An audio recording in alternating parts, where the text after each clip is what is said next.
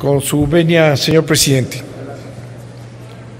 Esta es la última de las 7 leyes que integran el Sistema Nacional Anticorrupción.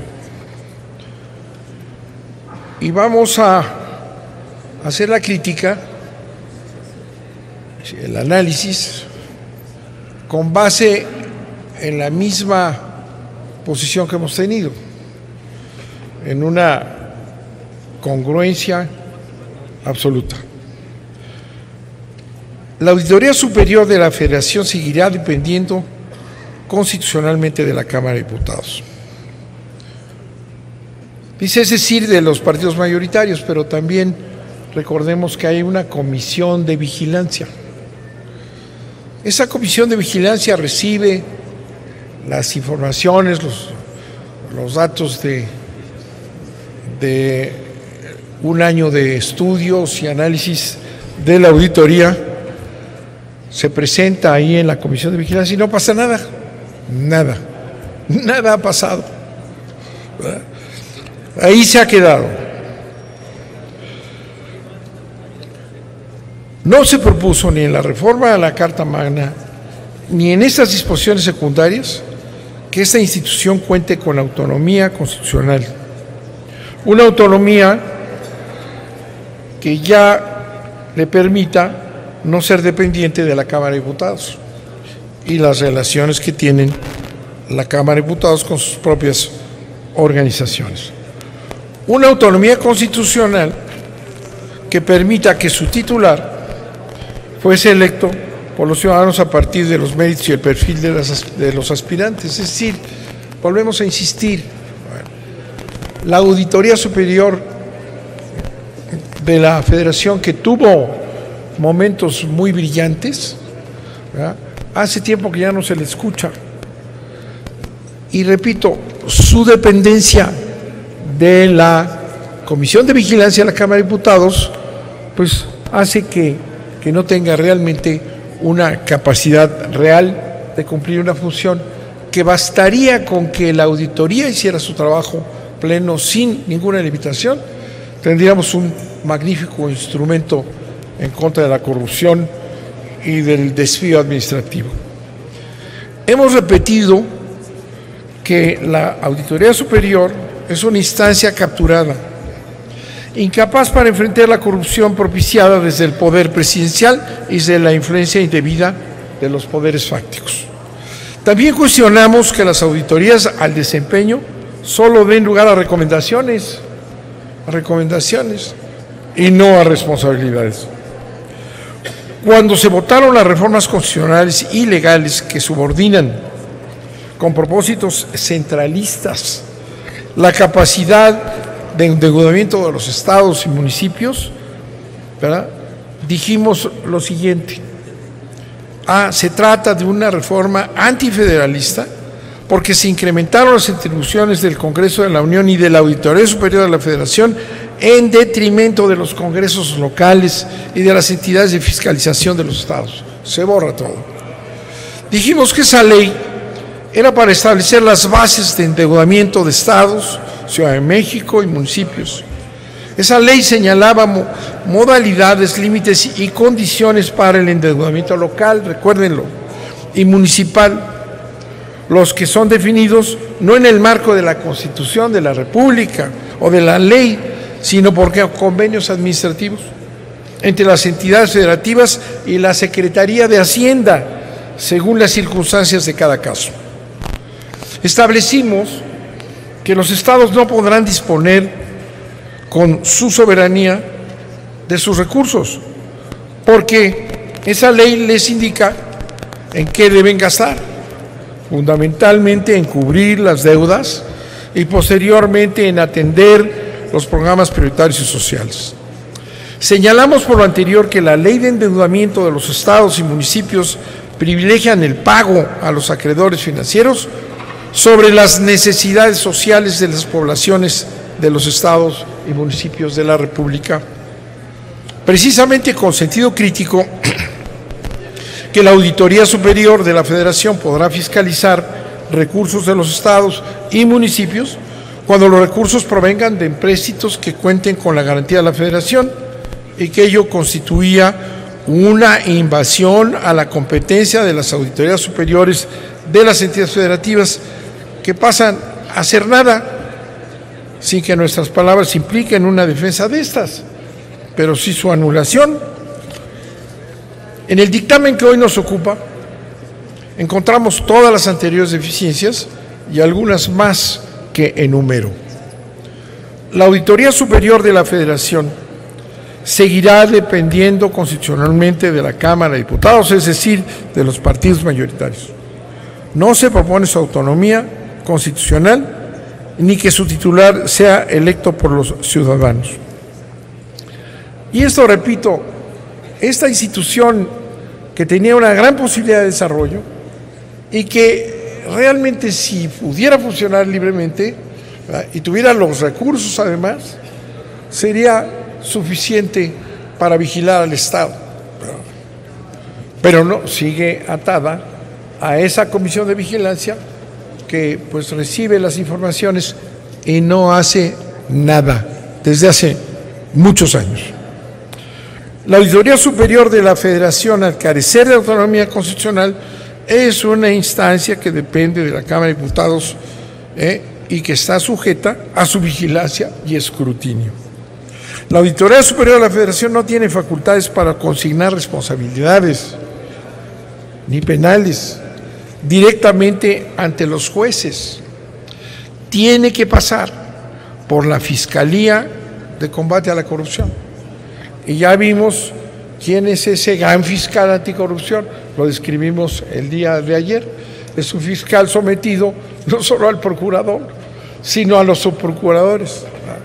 Y ya les recuerdo cómo funciona su homólogo, que es la FEPADE, que es la Fiscalía para combatir los delitos electorales. En cuanto les recuerdo, abrió la boca aquel personaje elegido unánimemente aquí, por poco lo corren, lo nanguearon y lo tienen callado. Es igual, es el mismo procedimiento ya aprobado, ¿verdad? Y entonces inventan ese fiscal terrible, pero sometido al tercer nivel. Por eso, si la Auditoría Superior tiene que, para hacer denuncias, pasar por ese fiscal, pues ya está controlado el fiscal por el subprocurador y por el procurador. Para fiscalizar, el criterio sigue siendo indebidamente seguir la pista de los recursos públicos y no la relación de particulares con el Estado. Que no me oigan porque nos echan otra marcha esta con los Mercedes-Benz en Paseo de la Reforma, como el día de ayer, ¿verdad? No la relación de los particulares con el Estado.